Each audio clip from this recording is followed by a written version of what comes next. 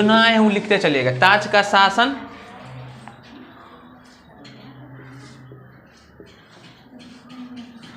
ताज का शासन 1858 से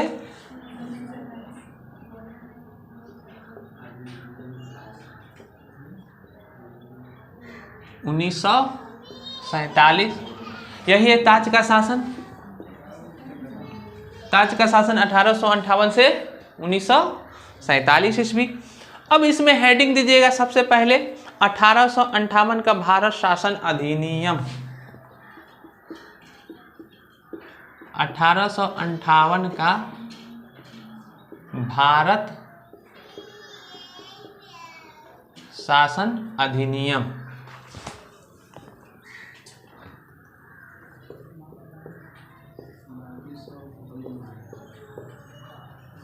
अठारह सौ अंठावन का भारत शासन अधिनियम टॉपिक दीजिएगा और लिखिएगा। आप लोग समझ गए? लिख लिए टॉपिक, लिखेंगे। इसमें पहला पॉइंट लिखिएगा, इस कंपनी का शासन समाप्त हो गया। कंपनी का शासन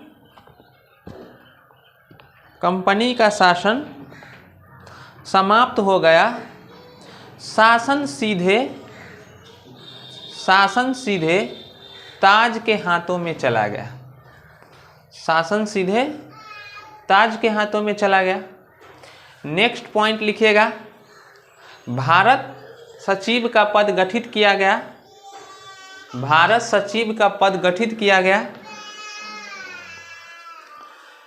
ब्रैकेट अंदर लिख लीजिएगा, बोर्ड ऑफ कंट्रोलर एवं बोर्ड ऑफ डायरेक्टर की जगह। ब्रैकेट बंद, बोर्ड ऑफ कंट्रोलर एवं बोर्ड ऑफ डायरेक्टर की जगह। तीसरा पॉइंट लिखिएगा, शासन की द्वैध प्रणाली समाप्त कर दी गई। शासन की द्वैध प्रणाली समाप्त कर दी गई। भारतीय सचिव के सहायता के लिए 15 सदस्य भारतीय परिषद गठित किया गया। नेक्स्ट पॉइंट, सचिव के ऑफिस का व्यय भारत होम खर्च के रूप में लिए जाने लगा या वसूला जाने लगा। उसके बाद नेक्स्ट पॉइंट, गवर्नर जनरल पद नाम बदलकर भारत का वायसराय कर दिया गया। ऐसे पहले लॉर्ड कैनिंग थे। तो अब समझ गए 1858 के भारत शासन अधिनियम। तो कहे ना कि 1858 के भारत शासन अधिनियम के बाद क्या हो गई कि 1857 की क्या हुई थी, क्रांति हुई थी। तो 1857 में के बाद विद्रोह के बाद मुख्य रूप से अब शासन प्रणाली डायरेक्ट कहाँ से चलने लगी, ब्रिटेन की संसदीय प्रणाली से, ताज के अधीन हो गई। तो अब वहाँ पे 1858 के शासन अधिनियम के तहत बहुत से नियम बन करके आए। तो उसी नियम में देखेंगे कि सबसे पहला क्या था कि अब कंपनी का शासन यहाँ से डायरेक्ट क्या हो गई, समाप्त हो गई। और डायरेक्ट किसके अधीन चली गई शासन, ताज के शासन के अधीन। ताज के शासन या महारानी विक्टोरिया के अधीन। अब मुख्य रूप से यहाँ पे नेक्स्ट पॉइंट है कि भारत का सचिव का पद गठित किया गया। कौन सा सचिव, भारत के सचिव का पद, भारत का सचिव का पद। उसके बाद नेक्स्ट पॉइंट है कि आपका भारत का सचिव के पद, उसके बोर्ड ऑफ कंट्रोल एवं बोर्ड ऑफ डायरेक्टर की जगह। अब यहाँ पे क्या था, बोर्ड ऑफ डायरेक्टर, अब बोर्ड ऑफ कंट्रोलर पहले थी। तो बोर्ड ऑफ डायरेक्टर अब बोर्ड ऑफ कंट्रोलर के जगह कौन सा पद ला दिया गया, भारत का सचिव। बोर्ड ऑफ डायरेक्टर और बोर्ड ऑफ कंट्रोलर।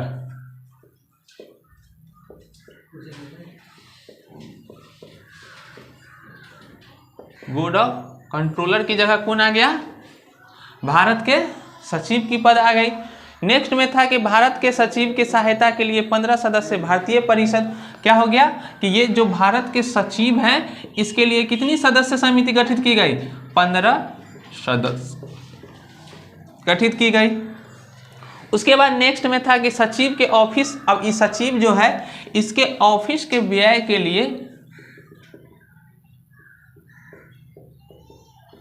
लिए क्या कर दी गई, अब भारत से डायरेक्ट खर्च लेना चालू हो गया। क्या होने लगा कि भारतीय क्या होंगे, इसके खर्च देंगे। किसके लिए, भारत के सचिव के लिए। उसके बाद था गवर्नर जनरल का पद नाम यहाँ से क्या हो गया, उससे पहले क्या था, गवर्नर जनरल। चल रहा था गवर्नर गवर्नर जनरल। तो यहाँ पे अब खो गया कि अब ताज के डायरेक्ट शासन होगी पूरा भारत में उनका अधीन। तो अब गवर्नर जनरल का पद को खत्म करके कौन सा कर दिया गया, वायसराय, वायसराय का पद कर दिया गया। और पहले वायसराय कौन बन गए, पहले वायसराय लॉर्ड कैनिंग, पहले वायसराय लॉर्ड कैनिंग। नेक्स्ट चलेंगे 1861 का, अब लिखिएगा नेक्स्ट पॉइंट, 1861 का भारत शासन अधिनियम, 1861 का भारत शासन अधिनियम।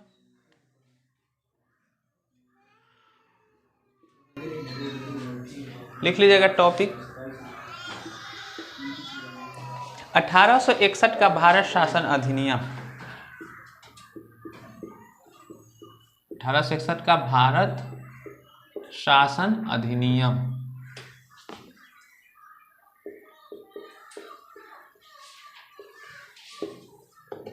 अठारह का भारत शासन अधिनियम, इसमें है कि भारत का पुनः एक विधि सदस्य को बढ़ा दिया गया, लिखेगा या जोड़ दिया गया।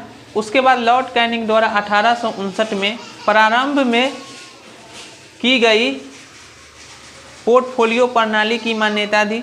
उसके बाद 1861 का अधिनियम के तहत विधानसभा की स्थापना की गई। कानून बनाने की प्रक्रिया को प्रांतीय प्रतिनिधि की शुरुआत की गई। वायसराय के कुछ विकट स्थिति में अध्यादेश लाने का या जारी करने का अधिकार दे दिया गया। अब मुख्य रूप से कहा गया कि 1861 का भारत शासन अधिनियम आया तो इसमें पुनः विधि सदस्य को बढ़ा दिया गया। क्या कहा दिया गया, विधि सदस्य को, पहला विधि सदस्य के कौन थे, मैकाले जी आए थे। अब विधि सदस्य को बढ़ा दिए गए। उसके बाद नेक्स्ट था कि इस अधिनियम के तहत विधानसभा की स्थापना की गई। 1861 के तहत किसकी,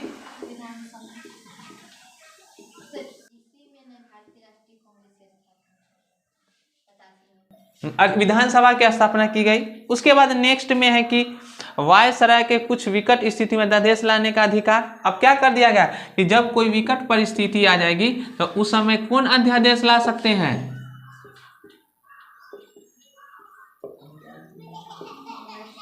वायसराय को अब अधिकार दे दिया गया अध्यादेश लाने या जारी करने का। क्या करने का, अध्यादेश लाने या जारी करने की अधिकार दे दी गई। उसके बाद लिखेंगे 1892 का, सर वो वाला बताइए ना। अब नेक्स्ट वाला में चलिएगा कि अब लिखिएगा 1892 का भारत शासन अधिनियम। लिख लीजिए 1892, मिटा देते हैं इसको। लिखिएगा 1892 का शासन अधिनियम, 1892 का भारत शासन अधिनियम।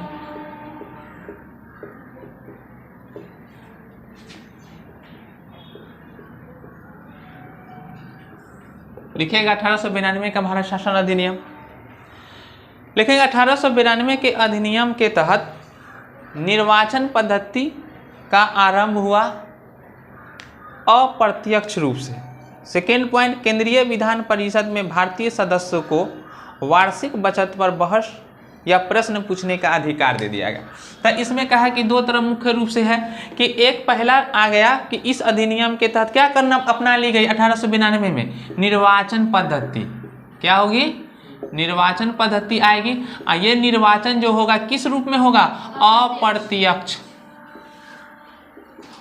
अप्रत्यक्ष के रूप में कराई जाएगी। उसके बाद सेकेंड वाला था केंद्रीय विधान परिषद में भारतीय सदस्य क्या होगा कि केंद्रीय विधान परिषद में अब क्या कर सकते हैं, भारतीय द्वारा बचत पर क्या कर सकते हैं, बहस कर सकते हैं। भारतीय बचत पर बहस करने का क्या अधिकार मिल गया। अब सवाल कर सकते हैं विधान परिषद में। यही दो आया 1892 का भारत निर्वाचन पद्धति अप्रत्यक्ष रूप से, और विधान परिषद में भारत के बचत पर बहस करने का अधिकार दे दी गई।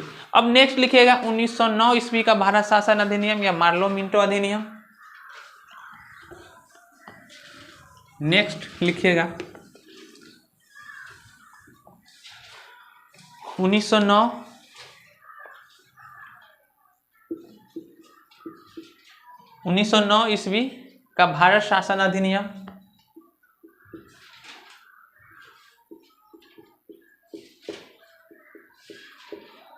भारत शासन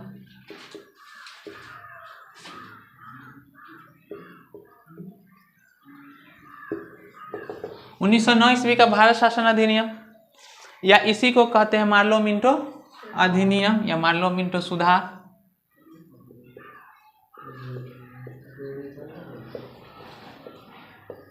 मार्लो मिंटो सुधार अधिनियम।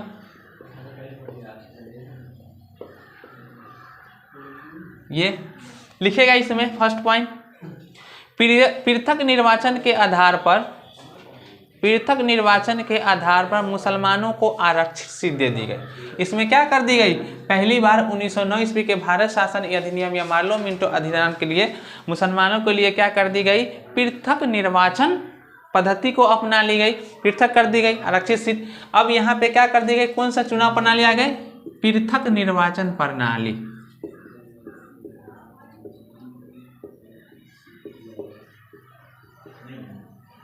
पृथक निर्वाचन प्रणाली आ गई।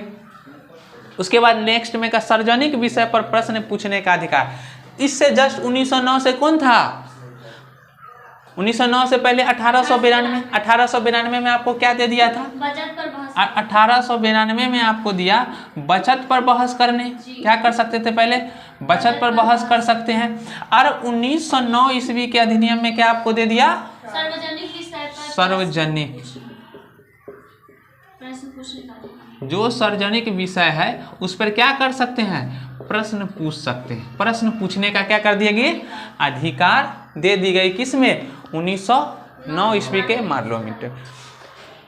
लिखे इसके उसके बाद इस अधिनियम के तहत पहली बार किसी भारतीय को वायसराय और गवर्नर के परिषद के साथ एसोसिएशन बनाने का प्रावधान किया गया। सत्येंद्र प्रसाद सिन्हा वायसराय की कार्यपालिका परिषद के प्रथम भारतीय सदस्य बने, उन्हें विधि सदस्य बनाया गया। अब कहा पहली बार किसी भी भारतीय वायसराय और गवर्नर के परिषद के साथ क्या करना चाहे, एसोसिएशन बनाने का प्रावधान किया गया। तो एसोसिएशन में सबसे प्रथम बार कौन विधि सदस्य बनाए गए, सत्येंद्र प्रसाद सिन्हा। कौन, सत्येंद्र प्रसाद सिन्हा। प्रसाद सिन्हा पहले क्या बनाए गए, विधि सदस्य।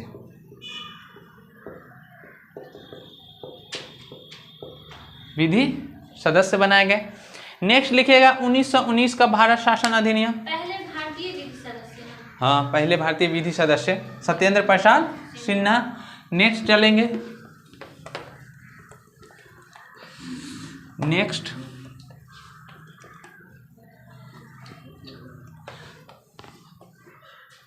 आगे लिखिएगा 1919 का भारत शासन अधिनियम या इसी को कहा जाता है मॉन्टेग्यू चेम्सफोर्ड अधिनियम। 1919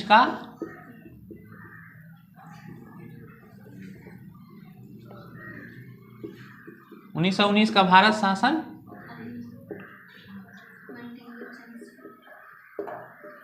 शासन अधिनियम ये है। 1919 का भारत शासन अधिनियम में या इसी को कहते हैं मॉन्टेग्यू चेम्सफोर्ड अधिनियम। मॉन्टेग्यू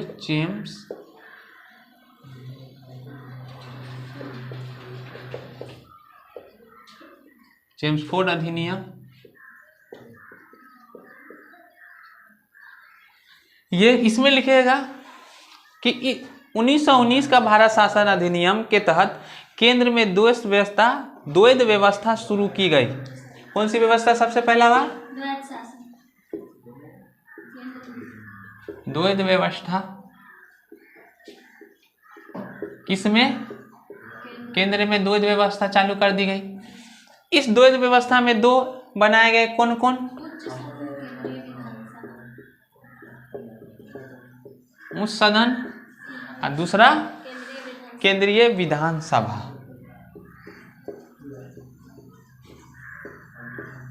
केंद्रीय विधानसभा। उसके बाद 1919 का भारत शासन अधिनियम के तहत सांप्रदायिक चुनाव शुरू हुई। सिख, भारतीय, ईसाई, आंग्ल भारतीय और यूरोपियन प्रत्यक्ष चुनाव प्रणाली के नाम से जानेंगे। क्या हुआ कि अब नेक्स्ट में सांप्रदायिक चुनाव शुरू हो गया। कौन सा? सांप्रदायिक चुनाव। सांप्रदायिक चुनाव प्रणाली। इस सांप्रदायिक चुनाव प्रणाली में आपका कौन कौन से अति सांप्रदायिक के रूप से चुनाव हुआ? तो मुख्य रूप से था भारत सिख,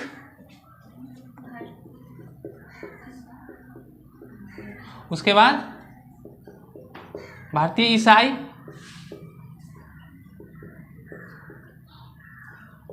उसके बाद नेक्स्ट और यूरोपियन।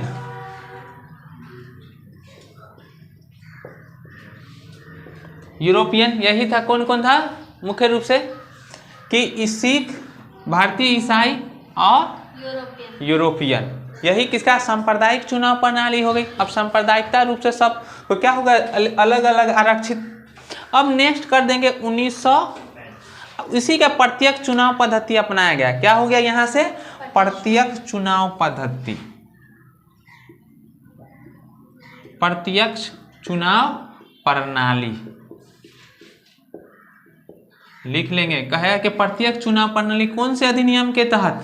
1919 के भारत शासन अधिनियम या मॉन्टेग्यू चेम्सफोर्ड सुधार अधिनियम के तहत क्या आ गई? प्रत्यक्ष चुनाव प्रणाली आ गई। अब नेक्स्ट प्रत्यक्ष चुनाव प्रणाली अधिनियम, भारत शासन अधिनियम,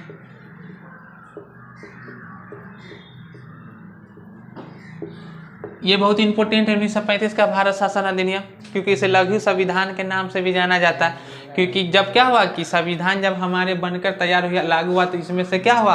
आधे से अधिक संविधान में 1935 का ही एक्ट को क्या कर लिया गया है? रख लिया गया है। अब लिखेंगे इसमें कि पहला पॉइंट अखिल भारतीय संघ की स्थापना। 1935 के भारत शासन अधिनियम के तहत अखिल भारतीय संघ की स्थापना। दूसरा है कि केंद्रीय स्थल पर द्वैत शासन की शुरुआत। उसके बाद है प्रांतों को स्वायत्तता, अपने आधार पर शासन करने की स्वतंत्रता। 3 प्रकार की सूची स्थापित की गई। अब कहा गया कि मुख्य रूप से सबसे पहला बात क्या की गई कि अखिल भारतीय संघ की स्थापना। अखिल भारतीय संघ की स्थापना की गई। उसके बाद नेक्स्ट पॉइंट में था कि दूसरा में कि प्रांतों की स्वायत्तता दे दी गई, अपने आधार पर शासन करने की स्वतंत्रता। प्रांतीय स्वायत्तता दे दी गई। क्या है कि अपने अब प्रांत क्या कर सकते हैं? अपने आधार पर, मतलब कि अपने आधार पर क्या करने का अधिकार दे दी गई? शासन करने का अधिकार कर दी गई। और इसमें 3 प्रकार की सूची लाई गई। कितने प्रकार की सूची लाई गई? 3 प्रकार की सूची लाई गई। ये 3 प्रकार की सूची थी संघ सूची और राज्य सूची और समवर्ती सूची। यही 3 है।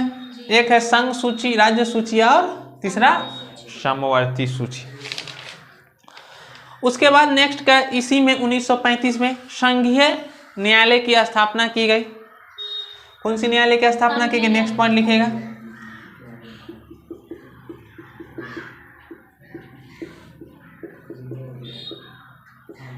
संघीय न्यायालय की स्थापना की गई। उसके बाद है कि अब इसी में 1935 के तहत किसकी स्थापना की गई? आरबीआई की स्थापना की गई। आरबीआई का क्या होता है? Reserve bank of India. यही 1935 के एक्ट के तहत किसकी स्थापना कर दी गई? आरबीआई की स्थापना की गई। उसके बाद इस आरबीआई कौन सा है? संघीय बैंक।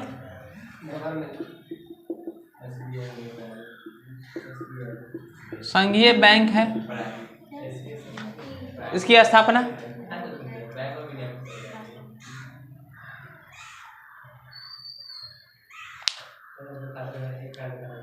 उसके बाद इसमें क्या थे कि सबसे पहले गवर्नर कौन बने थे?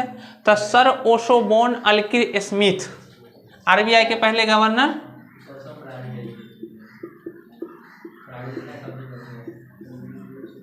पहले गवर्नर बने sir Osborne Arkell Smith.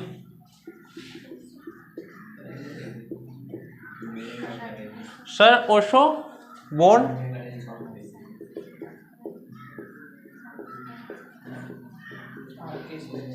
Alkyl Smith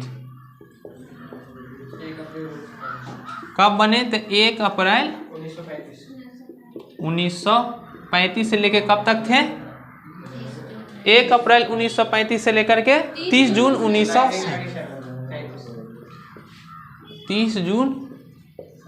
1937 तक के। समझ गए? यही थे आरबीआई की संघीय बैंक का है। गवर्नर कौन थे? सबसे पहला सर ओशोबोर्न अल्किल स्मिथ, 1 अप्रैल 1935 से 30 जून 1937 तक के थी।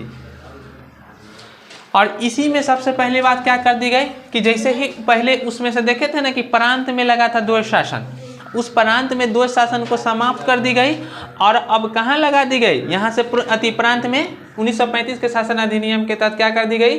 प्रांतीय में द्वैध शासन को अब समाप्त कर दी गई। प्रांत क्या थे? स्वतंत्र थे, अब अपने अनुसार शासन चला सकते थे। क्यों? कौन सा एक्ट के तहत? 1935 का भारत शासन अधिनियम एक्ट के तहत। हो गया यहीं तक के। अब नेक्स्ट आपको देख लिए थे, फर्स्ट में देखे थे क्या? लोकतंत्र। सेकेंड वाला पार्ट में आप देख लिए हैं कौन? 2 पार्ट में देखे थे, 1773 से 1858 और 1858 से 1947। तो हम लोग क्या देख लिए? अब 1858 से 1947 तक के शासन अधिनियम को देख लिए हैं। अब नेक्स्ट देखेंगे हम लोग पार्ट में संविधान का निर्माण।